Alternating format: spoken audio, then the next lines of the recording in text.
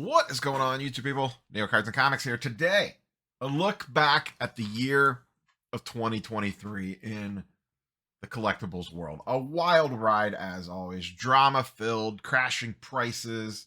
Everybody hates everybody. Today, we are going to take a walk down memory lane. We're going to do this through the lens of my channel.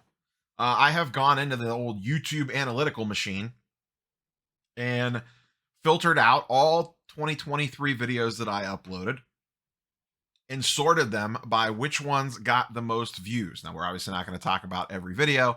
I just highlighted about 10 of them or so to kind of encapsulate what has gone on throughout this year. Now, we're not going to hit on every individual thing.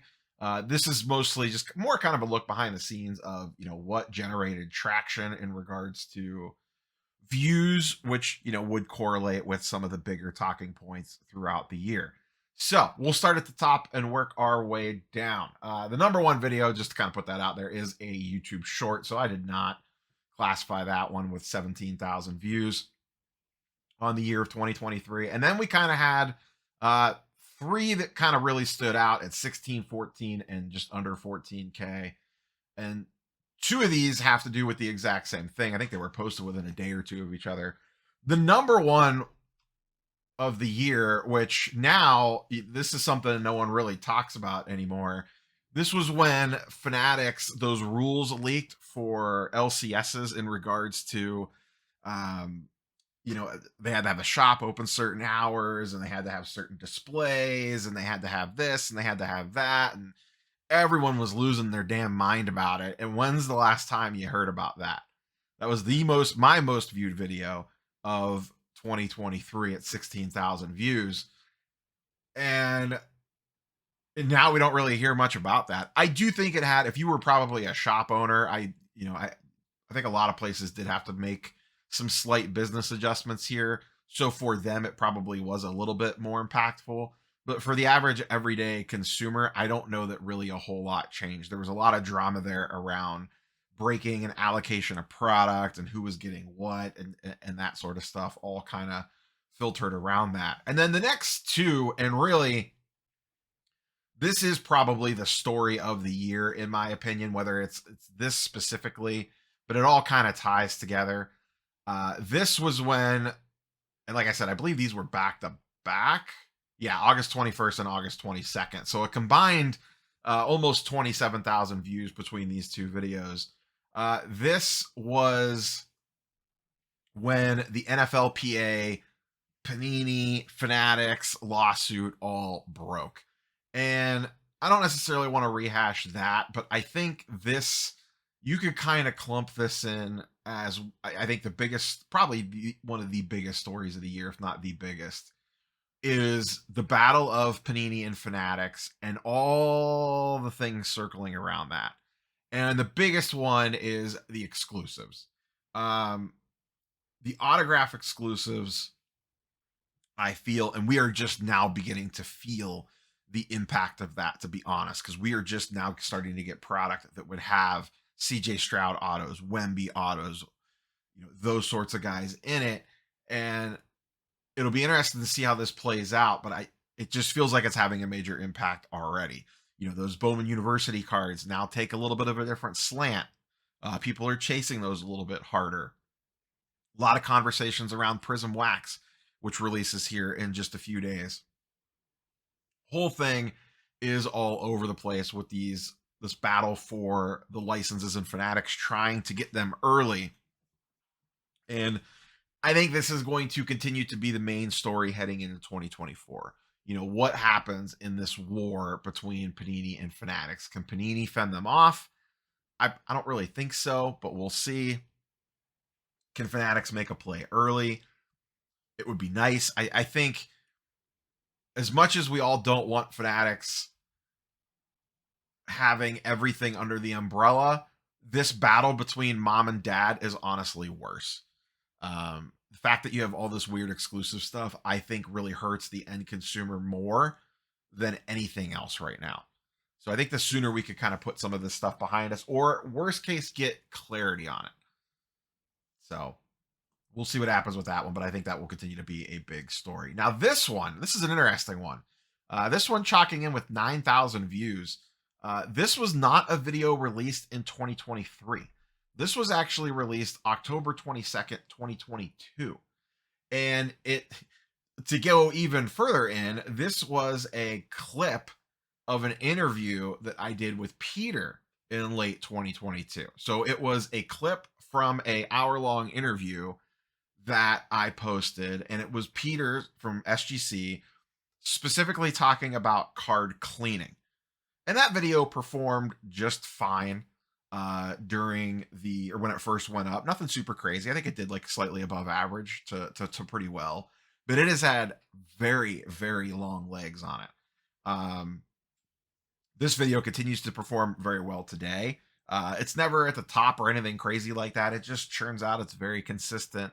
I don't know what it is. Usually, like, I think it's like 50 views every 24 hours or something like that, which doesn't sound like a lot, but in the sports card world, there is not a lot of good churning evergreen content out there.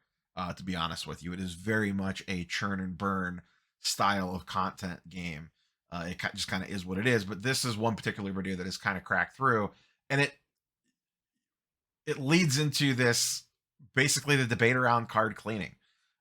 This is something that is constantly talked about. It crops up every, like, I think I usually say like every 6 months, like we talk about it and then it kind of goes by the wayside and then it comes back. And ultimately, whether you like it or not, card cleaning is becoming a more acceptable practice, if not fully accepted by at least the majority of the sports card or card world in general. Yes, there are some hardliners that absolutely hate this, but until the grading companies start enforcing it, and quite frankly, they probably don't want to because it increases their business, people having the ability to crack a card, buff it up a little bit, and attempt to resubmit it for a higher grade probably drives a lot of those gem rate numbers we look at on a monthly basis. So it's in the grading company's best interest not to crack down on this stuff. I think it's part of the reason too why CGC on the comic book side, why this is an accepted practice, because they realized we can make more money. So are there some negative effects of it? Yes, but generally speaking, it's a pretty accepted practice, whether we like it or not. Just some other random stuff there in the middle. Like I said, I kind of want to hit on the more major talking points. This is not sports card related, but in the non-sports card realm, this video performed pretty well. It is my first box of Marvel Masterpieces. An absolutely stunning release, probably one of the best Marvel card releases in recent memory. They absolutely crushed it with this product. Dan Dos Santos did an amazing job with the artwork. Box prices for this have come down a little bit, and this is very notable because this is about to hit EPAC. This will probably hit EPAC early 2024. I don't know if it'll be January or February, but all signs point to this is going to be hitting EPAC very soon. So you're probably going to see Marvel Masterpieces kind of rise up through the zeitgeist once again. This product treated me very well. I ripped a lot of boxes of this. It was very expensive, but I did pretty well on Marvel Masterpieces as a whole. Another one. This one, once again, is speaking of things we completely forget about. This was back in May. This was the Otani PSA 10 Independence Day. This was a BGS 9 that turned into a PSA 10. Why? Because it was trimmed. This is a serial numbered card. It's very easy to pluck this out. The blowout detectives and the internet detectives did their thing. And then it blew up into a whole situation, and it brought up the card trimming conversation again. This was around, I believe, mid-May is right around when all the Evan Mathis stuff was going on, when Sports Card Nonsense had Evan Mathis on, and that kind of blew up the card trimming thing again. I feel like this was around that same exact time. So that went down this year. This was a fun one. Fake sports card deals and breakers breaking the rules. I don't remember the breakers breaking the rules part, but the fake sports card deals, this was the Great Curator debacle from the beginning of the year, where they staged essentially, I think it was a box battle where they all put slabs in and did a pack battle on it, but it was actually all fake. None of them actually exchanged the cards. everything ended back up where it was. And interesting times around that one. I just wanted to bring it up because just sometimes the sports card world just never ceases to amaze me. This one more recent. This just got published, about a week ago. This is on the backdoored cards from the Panini and Fanatics printing factory. Obviously, this one's still ongoing. Probably be more to this story as we move throughout the year, though. As I speculated in yesterday or in the weekly sports card market update this past week, we might not hear much about it because it's going to head into legal terms. Fanatics is most likely going to go after these people with the full force that they can possibly go at them with legally. And we may not hear anything about it until arrest is made and charges are brought, because that stuff has to stay quiet until the investigation finishes its process. So I'm sure we'll probably get some little snippets here and there, but I don't think we'll probably hear much about this story going forward. Fanatics Industry Summit. This was back in late February 2023. And this is where the famous 10x the amount of collectors in the hobby comes from. This was the Topps conference out in Phoenix, Arizona. Now, obviously, that particular quote has bantied all over the place. It probably would have been better off if they put a little, and I think they actually did, if my memory is correct, they did put context around that over, the course of it was basically implied like, hey, we have these licenses for 20 years. Over the course of 20 years, we would like to 10x the hobby. It wasn't, we want to 10x the hobby in 2023. But it's cute, it's clickbaity, it gets all the headlines, so it's an easy thing to steal. Let's continue to make our way down the list. I think I flagged a couple more of these. Yeah. The sports card world got duped. This is the card porn situation debacle. The once former watchdog of the hobby turned out to be one of the biggest scammers in the entire sports memorabilia card industry. Got busted. Big talking point around all that, who watches the Watchmen and, all that sort of stuff. But just be careful who you listen to out there. Always get multiple opinions on stuff. Don't put all your eggs in one basket. Shout out to Dan AIH and Darren Ravel, specifically Ravel, for really kind of cracking the code on that one. But the fall of card porn, that was right after, shortly after the National. In the grading space, CSG, no more.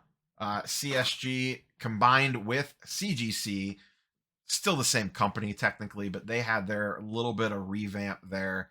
And one of my big predictions is that for 2023 was that there would be consolidation in the grading space, and we have not seen that yet. The big four still remain. I thought maybe one of them would get gobbled up by something or someone or combined forces or whatever. This was kind of the closest thing we had to that, and it really isn't even the same type of thing. And we didn't lose any little people. I thought for sure we would lose like an HGA or someone like that, but they continue to chuck on. We have Tag on the scene now, Arena Club on the scene now. Those are kind of the three of the secondary graders that are making the most noise. We're tracking their data on a monthly basis with the power of gem rate. But grading in general continues to be absolutely dominant. I'm sure here in about a week or so, GemRate will give us a 2023 year in review, and we'll cover that. But I have to imagine the amount of stuff graded was astronomical this past year, just basing that off of what the monthly numbers look like. I think this is the last one that I had flagged. Yeah, this is the Wander Franco goes to zero. Yikes. And this is not the first one of these we had this year. There was multiple people with off the field controversies that drastically impacted card prices. The two most notable were John Morant and Wander Franco. And I think those happened fairly close together. I don't remember when this went down. Yeah, this was in the summer, and that was about a month after the John Morant situation. And now, though he's still playing, it has drastically hurt his card values. We had the Josh Giddey situation as well. That went down just recently. And like I said, he's playing through it, and looks like he's probably going to get cleared, though I'm not 100% sure on that. Regardless, his card price is tanked because of it. And it's like the there's enough things to worry about when it comes to cards in regards to performance, industries, outside market factors, hype, the whole nine yards, on-field performance, team performance. And now we're getting these curveballs of these athletes doing very, very dumb things in the wild, and that crashing their card prices as a result of it. So, uh, obviously, we could go on and on here. Stuff with eBay Auto Pay, that's been shaking up the marketplace. That's still in the process of rolling out with auction auto paying. A lot of PSA stuff on here, a lot of prices crashing stuff on here. I cracked the PSA 6 and got the PSA 10 video on here. For everyone that whines about putting going to zero in a thumbnail and a title, why do you do that? It's the dumbest thing ever. Nothing's actually going to go to zero. This is the reason why these videos perform extremely well when you put X thing is going to zero. Those videos are all towards the top of the list. And if you were curious, in 2023, my channel totaled 1.2 million views. Obviously, there's about a week left to go in 2023. I'm actually recording this on Christmas Eve, so that'll bump up a little bit, but not crazy. We're basically going to sit at 1.2 million.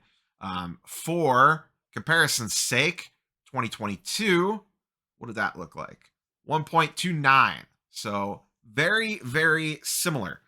In 2022, the top video did better. That was a Spider-Man Battle box opening.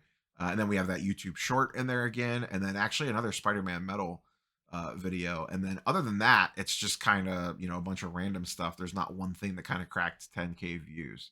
The other thing I should note here for 2023, and this is, very late developing in 2023, and this is probably going to be something that carries over into 2024, is the CGC drama that's going on right now with the questionable grades basically handed out in regards to the book swaps and kind of how that stuff snuck through the system over there.